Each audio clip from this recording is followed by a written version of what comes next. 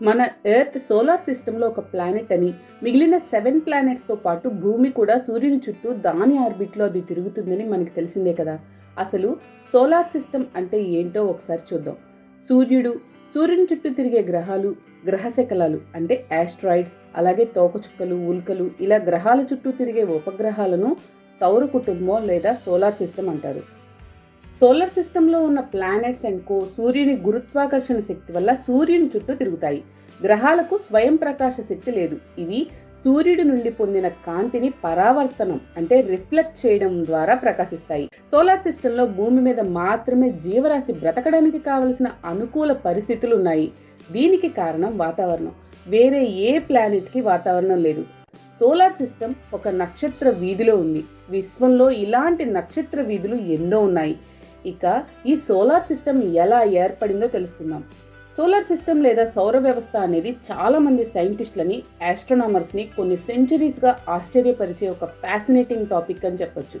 Over the centuries మన solar system ఎలా ఏర్పడి ఉంటుంది, ఎలా అభివృద్ధి చెందింది అని చెప్పడానికి 3 థియరీస్ ఉన్నాయి. బాగా ఎక్కువ మంది యాక్సెప్ట్ చేసిన థియరీస్లో ఒకటి నెబ్యులార్ పరికల్పన అంటే నెబ్యులార్ హైపోథిసిస్. ఇది ఏం చెప్తుందంటే మన సోలార్ సిస్టమ్ అనేది నిహారిక అంటే నెబ్యులా అని పిలువబడే డస్ట్ అండ్ గ్యాస్ యొక్క రొటేటింగ్ క్లౌడ్ నుండి ఉద్భవించింది అని చెప్తుంది. ఈ రొటేటింగ్ క్లౌడ్ లేదా భ్రమించే మేఘం నుండి నెబ్యులా దాని సొంత గ్రావిటీ వల్ల కొలాప్స్ అయ్యి ఒక స్పిన్నింగ్ డిస్క్ని ఫామ్ చేసింది. అది ఎలా అయిందంటే మధ్యలో సూర్యుడు, చుట్టూతా వేరే ప్లానెట్స్, ఆస్ట్రాయిడ్స్ ఇలా మరికొన్నింటి రూపంలో ఆ స్పిన్నింగ్ డిస్క్లోని మెటీరియల్ అంతా ఏర్పడింది. ఈ థియరీని ఫస్ట్ కొంచెం క్లియర్గా మాట్లాడుకుందాం. దాని తర్వాత ఇంకో థియరీని డిస్కస్ చేసుకుందాం. సుమారు 460 crores ఇయర్స్ బ్యాక్ మన స్పేస్లో ఫుల్గా గ్యాస్ అలాగే డస్ట్తో కూడిన ఒక పెద్ద మేఘం ఉంది. మేఘం అంటే తెలుసు కదా, క్లౌడ్. ఆ క్లౌడ్ని నెబ్యులా అన్నారు మన వాళ్ళు. ఇది చాలా వరకు హైడ్రోజన్ అండ్ హీలియంతో తయారు చేయబడింది. ఇంకా మరికొన్ని హెవీ ఎలిమెంట్స్ కూడా మిక్స్ అయి ఉన్నాయి అంటారు. నెబ్యులా నెమ్మదిగా తిరుగుతూ ఉంది. అక్కడ చల్లగా ఇంకా చీకటిగా ఉంది. అప్పుడు నెబ్యులా కొలాప్స్ అవ్వడానికి కారణమైన విషయం ఏదో జరిగింది. ఇది దాని దగ్గరలోని సూపర్నోవా నుండి వచ్చిన షాక్ వేవ్ కావచ్చు, లేదా మరేదో స్టార్ నుండి వచ్చిన గ్రావిటేషనల్ ఫోర్స్ కావచ్చు. కారణం ఏదైనా నెబ్యులా కుంచుకుపోవడం అంటే ష్రింక్ అయిపోవడం మొదలుపెట్టింది. అలాగే ఫాస్ట్గా తిరగడం మొదలుపెట్టింది. అదేదో మనం పిజ్జా కోసం దెబ్బరొట్టు లాంటి షేప్ని తయారు చేసినట్లు నెబ్యులా ఫాస్ట్గా తిరుగుతూ ఒక డిస్క్ షేప్లో ఫ్లాట్గా అయిపోయింది.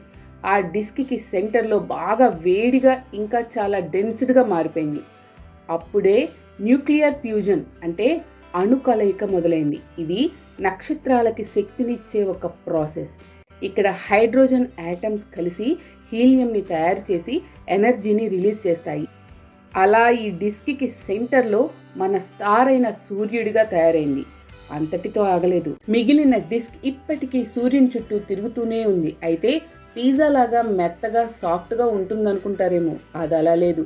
ముందే అనుకున్నాం కదా, నెబ్యులాలో ఫుల్గా గ్యాస్తో పాటు విపరీతమైన డస్ట్ ఉందని. ఇవి 2 గ్రావిటేషనల్ ఫోర్స్తో కలిసి గుబ్బలుగా గడ్డలుగా మారడం మొదలుపెట్టాయి. అలా ఇవి స్పిన్ అవుతూ గ్రావిటేషనల్ ఫోర్స్తో కలిసి పెద్ద గుబ్బలుగా అంటే క్లమ్స్ లాగా తయారయ్యాయి. సింపుల్గా చెప్పాలంటే బేబీ ప్లానెట్స్ లాగా తయారయ్యాయి. వాటిలో కొన్ని ఎర్త్, మార్స్ ప్లానెట్స్ లాగా రాతితో ఉన్నాయి. కొన్నేమో జూపిటర్, సాటర్న్ ప్లానెట్స్ లాగా మంచుతో నిండిపోయాయి. ఈ బేబీ ప్లానెట్స్ మళ్ళీ ఒకదానికొకటి ఢీకొంటూ కలిసిపోతూ పెద్ద ప్లానెట్స్ని ఏర్పాటు చేశాయి. ఆ టైంలో మన ప్లానెట్స్ ఏమి పద్ధతిగా వాటి ఆర్బిట్లో అవి ఏమీ తిరిగేవి కావు. అవి కలిసేవి, ఒక్కోసారి విడిపోయేవి, లేదా అవి సెంటర్లో ఉన్న హాట్ స్టార్ చుట్టూ తిరిగే ఆర్బిట్లోంచి ఒకదాన్నొకటి తోసుకొని బయటికి పంపేవి. ఆ టైంలో సోలార్ సిస్టంలో ఈ ఫేజ్ ఒక అస్తవ్యస్తమైన టైం అని చెప్పొచ్చు. అలా చివరికి కొన్ని మిలియన్ల సంవత్సరాల తర్వాత అప్పుడు ఏర్పడ్డ ప్లానెట్స్ సెంటర్లో ఉన్న సూర్యుని చుట్టూ ఇప్పుడు ఉన్న ఆర్బిట్స్లో సెటిల్ అయ్యాయి. ఈ నెబ్యులా డిస్క్గా ఫామ్ అయింది కదా. ఇందులో ప్లానెట్స్ ఏర్పడ్డాక excess dust and gas clear చేయబడింది. ప్లానెట్స్తో పాటు కొన్ని ఆస్ట్రాయిడ్స్, కామెట్స్ అలాగే మూన్స్ మాత్రం ఈ డిస్క్ లోపలే సూర్యుని గ్రావిటేషనల్ ఫోర్స్లోనే ఉండిపోయాయి. ఫైనల్గా కొన్ని కోట్ల సంవత్సరాల తర్వాత స్టేబుల్గా, రిలాక్స్డ్గా వాటి తిరుగుడు అవి తిరుగుతూ వాటి పని అవి చేసుకుంటూ పోతున్న ప్లానెట్స్తో కూడిన సోలార్ సిస్టమ్ తయారైందని చెప్పొచ్చు. నిజంగా సోలార్ సిస్టమ్ ఏర్పాటైన విధానం ఒక వండర్. మనందరం యూనివర్స్ మొత్తం మీద ఎక్కడా లేని అందమైన ప్లానెట్ మీద ఉన్నాం. ఇలా అందమైన అద్భుతమైన క్రియేషన్ని మనం అప్రిషియేట్ చేసి తీరాల్సిందే. ఆగండి, అప్పుడే అయిపోయిందా? ఇప్పుడు నేను చెప్పిందంతా ఒక థియరీనే. రెండో థియరీ కూడా ఉందండోయ్. దీని పేరు క్యాప్చర్ థియరీ. ఇందులో ఏం చెప్పబడిందంటే, మొట్టమొదట సూర్యుడు ఏర్పడి ఆ తర్వాత స్పేస్లో దగ్గరలో తిరుగుతున్న కొన్ని ప్లానెట్స్ని, ఆస్ట్రాయిడ్స్ని, అలా మరికొన్నింటిని స్వాధీనం చేసుకున్నాడని చెప్పబడింది. ఈ క్యాప్చర్ థియరీ కొన్ని ప్లానెట్స్ ఎందుకు రెట్రోగ్రేడ్ ఆర్బిట్స్ని, అంటే కొన్ని ప్లానెట్స్ సూర్యుడికి ఎందుకు ఆపోజిట్ డైరెక్షన్లో స్పిన్ అవుతున్నాయో చెప్పింది. కొంచెం క్లియర్గా అర్థం చేసుకునే ప్రయత్నం చేద్దాం. ఈ థియరీ కూడా సోలార్ సిస్టమ్ ఎలా ఏర్పడిందో చెప్పే ఒక మంచి హైపోథెసిస్ అని చెప్పొచ్చు. ఈ థియరీ ప్రకారం సూర్యుడు గెలాక్సీ గుండా ట్రావెల్ చేసే ఒక సోలో స్టార్. ఈ స్టార్ బాగా డస్ట్ అండ్ గ్యాస్తో నిండి ఉన్న ఒక భారీ క్లౌడ్ని ఎదుర్కొంది. సూర్యునికి ఉండే గ్రావిటేషనల్ ఫోర్స్ ఆ భారీ క్లౌడ్ నుండి కొంత భాగాన్ని లాగి దాని ఆర్బిట్లోకి బంధించింది. ఈ క్లౌడ్ తిరుగుతూ ఉంటుంది కదా, దాని రివల్యూషన్ సూర్యుని చుట్టూ ఒక డిస్క్ని ఫామ్ చేసింది. ఆ డిస్క్ మెల్లగా చల్లబడి ప్లానెట్స్, మూన్స్, ఆస్ట్రాయిడ్స్, కామెట్స్ లాగా తయారైంది. వీనస్, యురేనస్ లాంటి ప్లానెట్స్ సూర్యుడి రొటేషన్కి ఆపోజిట్ డైరెక్షన్లో కదులుతాయనే రియాలిటీని కన్సిడర్ చేయడం ఈ క్యాప్చర్ థియరీలో ఉన్న ఛాలెంజెస్లో ఒకటి. దీన్ని రెట్రోగ్రేడ్ మోషన్ అంటారు. ఇది స్టార్స్ అండ్ ప్లానెట్స్లలో చాలా రేర్గా జరిగే విషయం. దీనికి ఒక పాసిబుల్ ఎక్స్ప్లెనేషన్ ఏంటంటే, ఈ ప్లానెట్స్ అప్పటికే వేరే డైరెక్షన్లో కదులుతున్నప్పుడు సూర్యుడిచే బంధించబడ్డాయి అని. ఇంకో అవకాశం ఏంటంటే, ఈ ప్లానెట్స్ వాటి అసలు మోషన్ డైరెక్షన్ను మార్చిన వేరే వస్తువులతో కొలైజన్స్ లేదా గ్రావిటేషనల్ ఇంట్రాక్షన్స్ ఫేస్ చేసి ఉండవచ్చు. ఏది ఏమైనా ఈ క్యాప్చర్ థియరీ డిఫరెంట్ కాన్ఫిగరేషన్స్ని, అలాగే వేరే చాలా సోలార్ సిస్టమ్ ఉండొచ్చని సూచిస్తుంది. అయినా కూడా మన ఆస్ట్రోనామర్స్ ఈ థియరీని అంతగా ఏమీ యాక్సెప్ట్ చేయలేదు. ఎందుకంటే ఈ థియరీలో ఉన్న అబ్జర్వేషన్స్తో చాలా ప్రాబ్లమ్స్, అసమానతలు అంటే ఇన్కన్సిస్టెన్సీస్ వాళ్ళు ఫేస్ చేశారు. చాలామంది ఆస్ట్రోనామర్స్ నెబ్యులర్ హైపోథీసిస్నే కన్సిడర్ చేస్తారు. ఇది సూర్యుడు, గ్రహాలు అన్నీ కూడా గ్యాస్ అండ్ డస్ట్ యొక్క రొటేటింగ్ క్లౌడ్ నుండే ఏర్పడ్డాయని చెప్తుంది. అమ్మయ్య, అయిపోయింది అనుకున్నారా? మూడో థియరీ కూడా ఉంది. అది ప్లానెటెసిమల్ థియరీ.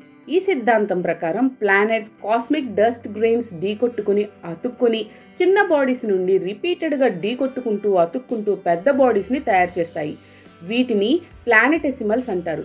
ఈ ప్లానెటెసిమల్స్ ఒక స్టార్ చుట్టూ తిరిగే సాలిడ్ ఆబ్జెక్ట్స్, అంతేకాకుండా గ్రావిటేషనల్ ఫోర్స్ ద్వారా మరింత డస్ట్ని, అదర్ ప్లానెట్స్ని ఆకర్షించడం ద్వారా కూడా పెరుగుతాయి. వాటిలో కొన్ని ప్రోటో ప్లానెట్స్ అని పిలువబడేంత పెద్దవిగా మారతాయి. ఆ పైన గ్రహాలుగా మారతాయి. ప్లానెటెసిమల్ థియరీ అనేది మన solar system and other planetary system ఒక యంగ్ స్టార్ని చుట్టుముట్టిన ప్రోటో ప్లానెటరీ డిస్క్ అని పిలువబడే గ్యాస్ అండ్ డస్ట్ యొక్క స్పిన్నింగ్ డిస్క్ నుండి ఎలా ఆవిర్భవించాయో వివరిస్తుంది. ఈ ప్లానెటెసిమల్ థియరీ గ్రహాల కూర్పు, అలాగే చరిత్రని, అలాగే వాటి చంద్రులు, గ్రహశకలాలు, తోకచుక్కలు మరియు ఇతర చిన్న శరీరాలని అర్థం చేసుకోవడంలో సహాయపడుతుంది. ఈ థియరీ అబ్జర్వేషన్స్, ఎక్స్పెరిమెంట్స్, సిమ్యులేషన్స్ పైన డిపెండ్ అయి ఉంటుంది. ఇవి డస్ట్ గ్రెయిన్స్ ఎలా కలిసి ఉంటాయి, అలాగే డిఫరెంట్ క్లైమేట్స్లో పెద్ద బాడీస్ని ఎలా ఏర్పరుస్తాయి లాంటి ప్రకృతి రహస్యాలను మరియు మన కాస్మిక్ హోమ్ యొక్క మూలాన్ని సైన్స్ ఎలా వెల్లడిస్తుందో చెప్పడానికి ఈ థియరీ ఒక best and amazing example. So ఫైనల్గా తెలుసుకోవాల్సింది ఏంటంటే, డిఫరెంట్ సెట్ ఆఫ్ పీపుల్ కలిసి డిఫరెంట్ థాట్స్తో, ఐడియాస్తో ఈ థియరీస్ని ప్రపోజ్ చేస్తారు. ఒక్కో థియరీ ఒక్కో విషయాన్ని మన యూనివర్స్ గురించి తెలుసుకోవడానికి హెల్ప్ చేస్తుంది. ఈ వీడియో మీకు నచ్చినట్లయితే మన నెక్స్ట్ జనరేషన్ కిడ్స్కి యూజ్ఫుల్ అవుతుంది అంటే లైక్ చేసి షేర్ చేసేయండి. అలాగే సబ్స్క్రైబ్ కూడా చేయండి. Thank you so much.